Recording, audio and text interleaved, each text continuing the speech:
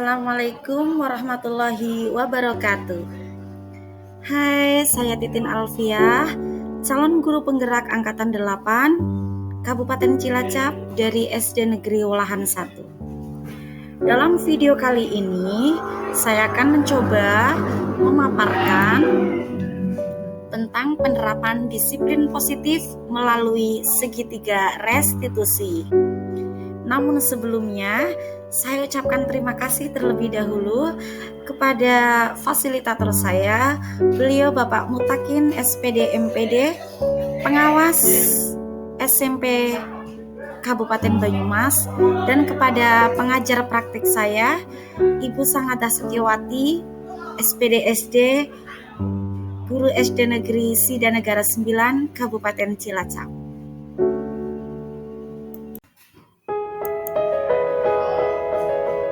Sobat guru di seluruh Indonesia, disiplin positif merupakan unsur utama dalam konsep budaya positif. Kata disiplin identik dengan kepatuhan. Kata disiplin jika dibawa dalam kegiatan pembelajaran, maka yang terbayang adalah murid patuh kepada tata aturan sekolah, patuh dengan tata aturan kelas. Jika melanggar, maka akan mendapat hukuman. Tetapi dalam video kali ini, konsep disiplin positif yang dimaksud adalah membimbing murid menumbuhkan disiplin diri karena motivasi internal untuk mewujudkan murid yang merdeka. Jika tidak memiliki motivasi internal, maka diperlukan pihak lain untuk mendisiplinkan kita atau motivasi eksternal. Konsep ini selaras dengan pernyataan Ki Hajar Dewantara bahwa disiplin diri diperlukan untuk menciptakan murid yang merdeka. Disiplin diri mampu membuat seseorang menggali kekuatan atau potensinya untuk suatu tujuan yang bermakna. Disiplin diri merupakan kemampuan mengontrol diri, menguasai diri, serta menentukan sikap yang mengacu pada nilai yang kita hargai. Kita dapat melakukan disiplin diri kepada murid melalui segitiga restitusi. Jika murid tersebut melakukan pelanggaran keyakinan kelas. Jika murid melakukan pelanggaran, apakah langkah kita? Siapa yang mengingatkan? Apakah mereka kita beri hukuman atau kita memaafkannya saja?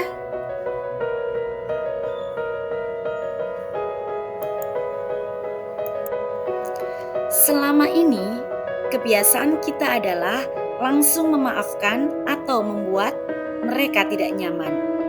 Perhatian kita cenderung pada kesalahan yang dilakukan daripada mencari cara bagi mereka untuk memperbaiki diri.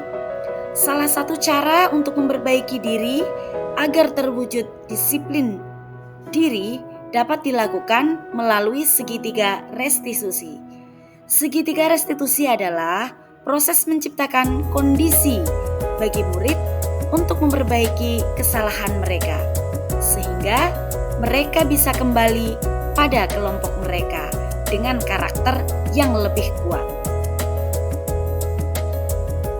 Melalui restitusi, kita dapat membantu murid menjadi lebih memiliki tujuan, disiplin positif, serta memulihkan dirinya setelah berbuat salah. Penekanannya bukanlah pada bagaimana berperilaku untuk menyenangkan orang lain atau menghindari ketidaknyamanan. Namun, tujuannya adalah menjadi orang yang menghargai nilai-nilai kebajikan yang mereka percayai. Restitusi membantu murid untuk jujur pada diri sendiri dan mengevaluasi dampak dari kesalahan yang dilakukan. Restitusi memberikan penawaran, bukan paksaan. Sangat penting bagi guru untuk menciptakan kondisi yang membuat murid bersedia menyelesaikan masalah dan berbuat lebih baik lagi dengan berkata, semua orang pasti pernah berbuat salah. Bukan mengatakan, kamu harus lakukan ini, kalau tidak maka. Nah, kata-kata seperti itu ya tidak boleh ya. Kemudian, terdapat 3 langkah dalam segitiga restitusi, yaitu 1. Menstabilkan identitas, 2. Validasi tindakan yang salah, dan ketiga, menanyakan keyakinan.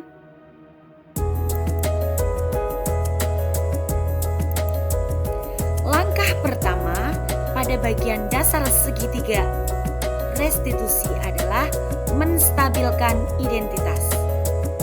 Jika anak berbuat salah, maka ada kebutuhan dasar mereka yang tidak terpenuhi. Bagian dasar segitiga restitusi memiliki tujuan untuk merubah orang yang gagal karena telah berbuat kesalahan menjadi orang yang sukses. Kita harus mampu meyakinkan mereka dengan mengatakan kalimat seperti, tidak ada manusia yang sempurna. Saya juga pernah melakukan kesalahan seperti itu. Ketika seseorang dalam kondisi emosional, maka otak tidak akan mampu berpikir rasional. Saat inilah kita menstabilkan identitas anak. Anak kita bantu untuk tenang dan mencari solusi untuk menyelesaikan permasalahan. Langkah yang kedua adalah memvalidasi tindakan yang salah. Konsep langkah kedua adalah kita harus memahami kebutuhan dasar yang mendasari tindakan anak berbuat kesalahan. Menurut teori kontrol, semua tindakan manusia, baik atau buruk, pasti memiliki maksud atau tujuan tertentu. Ketika kita menolak anak yang berbuat salah, dia akan tetap dalam masalah. Yang diperlukan adalah kita memahami alasan melakukan hal tersebut sehingga anak merasa dipahami. Langkah yang ketiga yaitu menanyakan keyakinan. Teori kontrol menyatakan bahwa kita pada dasarnya termotivasi secara internal. Ketika langkah 1 dan langkah 2 sukses dilakukan, maka anak akan siap untuk dihubungkan dengan nilai-nilai yang dia percaya dan berpindah menjadi orang yang dia inginkan. Penting menanyakan ke anak tentang kehidupan ke depan yang dia inginkan. Ketika mereka sudah menemukan gambaran masa depannya, guru dapat membantu mereka untuk tetap fokus pada gambarannya. Melalui segitiga restitusi, kita dapat mewujudkan mereka menjadi murid yang merdeka. Mereka mampu menyelesaikan masalah dengan motivasi internal dan bertanggung jawab terhadap pilihannya.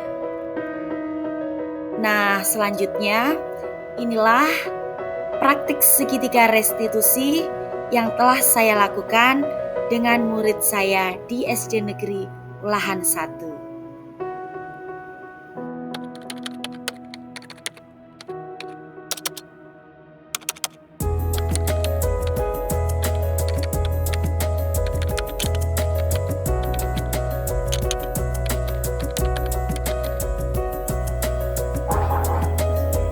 Waalaikumsalam, masuk.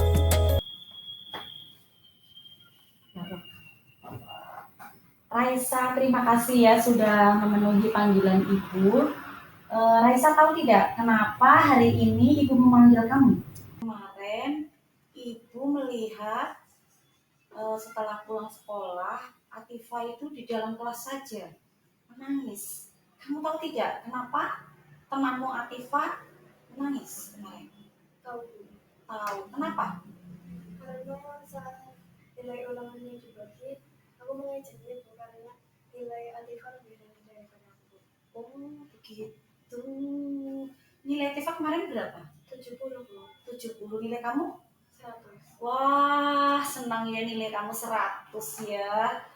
Jadi kamu senang sekali sampai akhirnya kamu mengejek teman kamu. Setelah kamu mengejek, kamu merasa senang? Tidak Bu. Tidak. Apa yang kamu rasakan setelah kamu mengejek Atifah? Menyesal Bu. Menyesal. Baik, Pak. Apa bagus kamu sudah mau menyesalinya. Berarti kamu sudah merasa dong kalau kamu bersalah. Iya Bu. Oh, baik. Kamu ingat tidak apa keyakinan kelas kita? Ingat Bu. Ingat. Apa saja?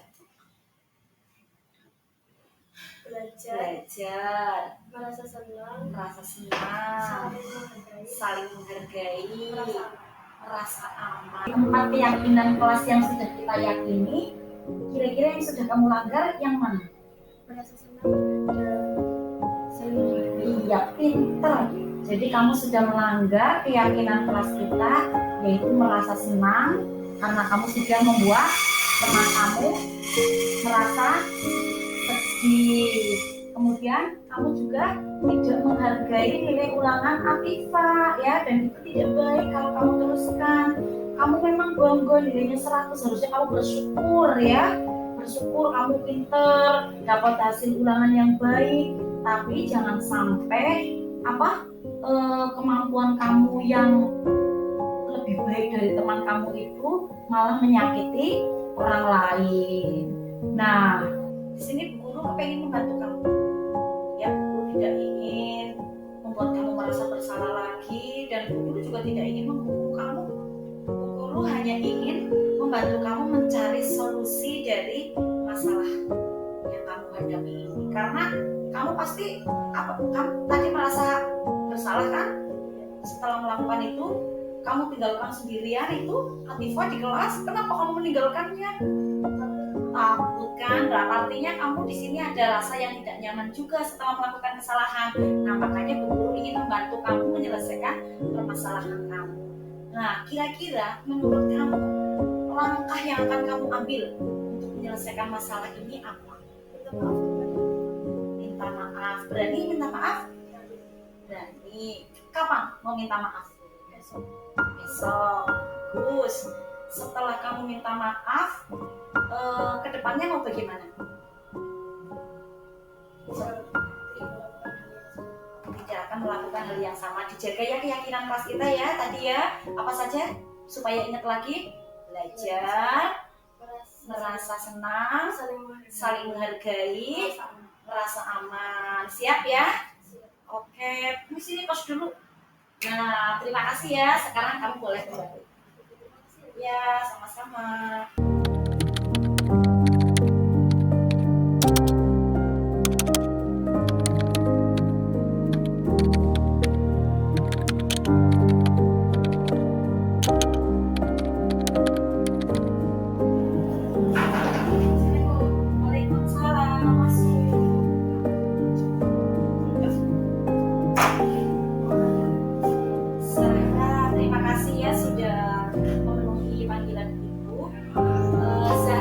Kenapa ibu hari ini memanggil kamu? Tidak tahu. Tadi ketika ulangan, ibu melihat kamu itu mencontek hasil ulangan. Iya, terima kasih kamu sudah mau mengambilnya. Kenapa begitu? Karena saya tidak tahu jawabannya Bu. Tidak tahu jawabannya. Tadi malam belajar atau tidak? Tidak belajar. Kenapa tadi malam tidak belajar? Kan tahu kalau ingat apa tidak? Kalau hari ini akan ada ulangan. Ingat Bu. Ingat. Terus tidurnya tadi malam pukul berapa? Pukul 10. Pukul 10. Itu pukul 10 untuk apa? Untuk bermain HP. Untuk bermain HP. Ya Allah. Tidurnya pukul 10, sudah tahu hari ini mau ulangan, malah kamu main HP. Menurut kamu, perbuatan kamu itu salah atau tidak? Salah. Baik, kamu sudah tahu ya kalau perbuatan kamu itu salah. Tidak apa-apa, manusia pasti pernah berbuat salah. Itu juga dengan guru. Guru juga pernah berbuat salah. Tapi di sini guru tidak ingin mencari tahu siapa yang bersalah itu seperti itu tidak. Tapi di sini Bu Guru ingin mencari solusi, ingin membantu kamu mencari solusi yang sedang kamu hadapi. Kamu ingat apa tidak? Peraturan keyakinan kelas kita. Ingat. Ingat, keyakinan kelas kita ada apa saja? Belajar, merasa senang, saling menghargai, merasa aman. Nah, itu kamu masih ingat ya? Dari keempat keyakinan kelas kita yang sudah kamu langgar, kira-kira apa? Belajar. Menurut kamu belajar perlu? Perlu. Untuk apa?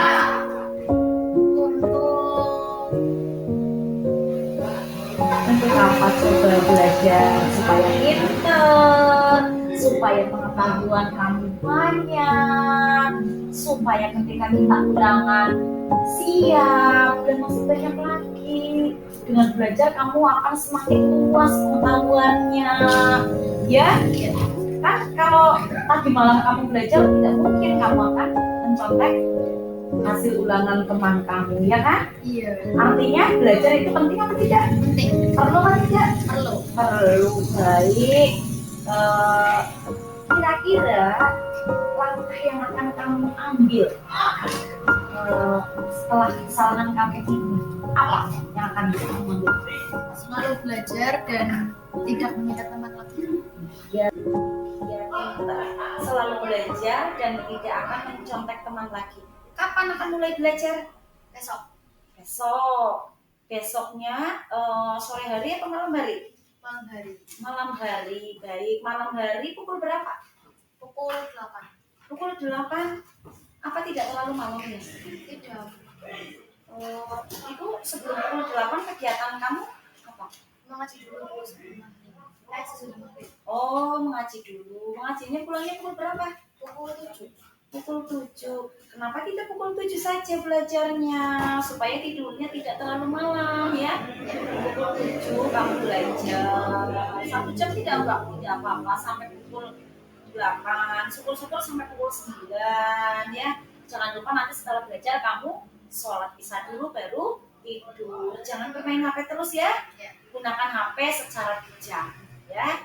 Boleh main HP nanti untuk mencari referensi pelajaran boleh, untuk menambah ilmu pengetahuan boleh, tapi jangan keterusan keasikan bermain game-gamean, WA-WAan sama teman.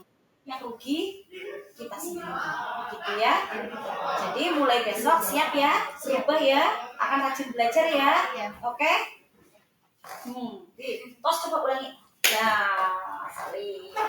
Terima kasih ya. Assalamualaikum. Waalaikumsalam.